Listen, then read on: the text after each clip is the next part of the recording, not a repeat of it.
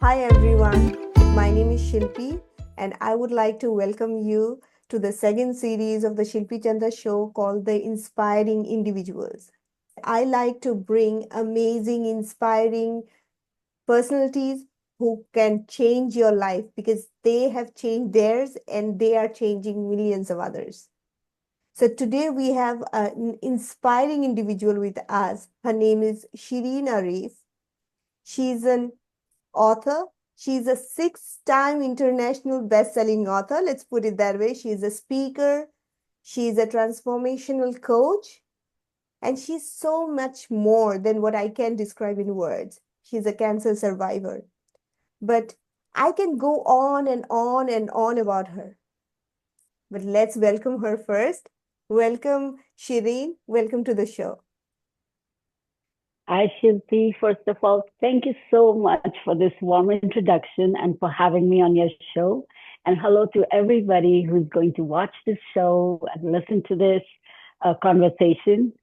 Hello and hi. Thank you for Absolutely. having me here. Thank you for your precious time. And before we go deep into, the conversations and absolutely what makes you so inspiring, tell us about yourself. Well, the only thing I have to say about myself is um, whatever I have created, whether it's books or coaching or speaking, is because of one fundamental reason, and that is I am a mother. That's the most important thing about myself, that I'm a mother, a passionate mother who is madly in love with her four children. And whatever I do is because I'm inspired to do all of this to make the world a better place so that my children, when they are going to live their futures in this world. And so I want to make sure this world is better because of some of the things I did. That's amazing. Oh my God, that's so amazing. Thank you. I am inspired by you, and I know so many others are inspired by you. We want to know your inspiring journey. Share with us your story, if you would say.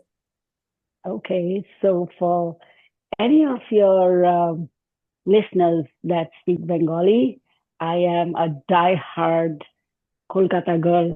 I am from born and raised in Kolkata. I'm an Indian woman by birth, and I went to a very good school, did my English honors, and then I studied my B.Ed, became a teacher, and I grew up thinking life is like the Bollywood films. Everything works out once the hero and heroine meet. There are a little bit of glitches. There's the villains in the story, but the hero can never be a villain. True, true, true. So I grew up with that starry-eyed, dreamy idea of life, and of course, life is totally different from how we think life should be. And then I was in for a big surprise after I got married, one after the other. My marriages didn't work. I was married twice. My first husband was a very lovely man, and we lived in India. I had a daughter from him. Unfortunately, these days mental health is such a big thing. People are more aware of it, and they're able to address the issues. But when I was growing up, there was no such thing. I mean, we didn't have words like depression in our everyday list. True, true, true. And Yeah. so his trauma was not addressed, and he ended up becoming a drug addict, and that destroyed our family. Eventually, he died. Um, and then, of course, I was the first one in my family. I was raised in a joint family, extended family. We were almost 30 cousins growing up in the same household. Mhm, And so I grew up loving people. I'm used to being with people. mhm, And then I was the kind of the rebel. I was the first one to say no. I want to go to university. The girls were usually married after grade 12, And even if they went to university, they didn't complete it. I was the first to go to university. I was the first to go and do a job, and which was a bad thing. Like the girls in the homes in our family didn't work outside, and then um, and then I was the first one to get a divorce. So, which was a very bad, shameful thing. So obviously, I had to face all that stigma and the criticism, and I was blamed and shamed that my marriage fell apart or my husband didn't change and couldn't give up drugs because I wasn't doing a great job as a wife. Yeah, yeah. So, yeah. And so to cut a long story short, then I got divorced. And then I stayed at my parents' house, faced all the criticism, and went back to school, did my B.Ed, took a job. And so I was doing everything that a good girl doesn't do. And then, and then of course, I was in my late 20s, and my mother felt like I was too young to be on my own in this world with a little girl. So I should be married again. And so I was married off, and I came to Canada. And while I waited for 2 years for my visa, my second husband, had a change of heart, and he went back to his ex-wife. And even though they weren't remarried, but they were kind of in a relationship together.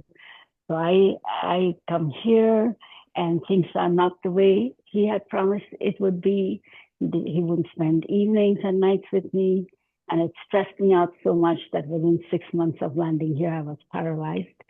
And my face I had an attack of Bell's palsy, and my entire right side of the face was paralyzed. My right eye wouldn't close at all. It was like frozen open.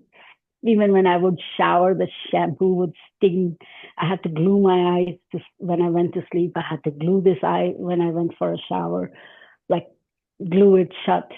And then, and then I was declared that I'm ugly, and so and I believed that about myself because I obviously didn't look good, and I felt like I'm not good enough. So I deserved the bad treatment. I deserved being rejected or you know, ill-treated. And so I didn't oppose it. I didn't stand up for myself, and I kind of gave in to whatever life gave me. And I didn't stand up for myself. The good thing is, like, okay, I adjusted and stayed in the relationship, and I always kept looking for how could I make it work? How could I make it work? And of course, I was raised in the old school way, and my family was saying, if you have children, he will melt, and things will change. And of course, not. That didn't happen. Yeah. Although I ended up having three children, I have twins, a boy, girl, and then another girl. Oh, But none of that changed anything. And in fact, it got worse worse. because now I had so much more to do. And I started thinking my life doesn't matter. I can't go back to India. I can't show face because I've already done enough, uh, you know, rebellious stuff. And now this is the worst. Now a second time my marriage it's falling apart. And so I was very ashamed, and I couldn't go back, and I didn't know what to do. So I put up with every atrocity, and I used to have this huge anger that used to be, like growing inside me that made me so sick that eventually I ended up having cancer. It was almost like I asked for it because I used to think I'd rather die. I was so angry, and I would say, more than being angry with anybody else, the anger was on me because why was I putting up with all this?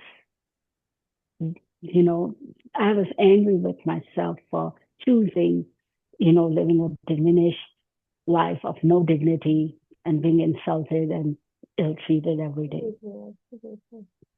Oh God. Yeah. So that's my story. And then, of course, that is the gift. Like after I went through all this, I had so much to write. That's why I have a story. That's why I had books.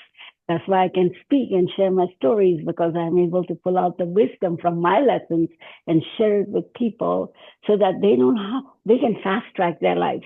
They don't have to go through what I went through to learn what I've learned. I'm telling you what I learned. Look at my life and fast track yours. You don't have to go through so much suffering.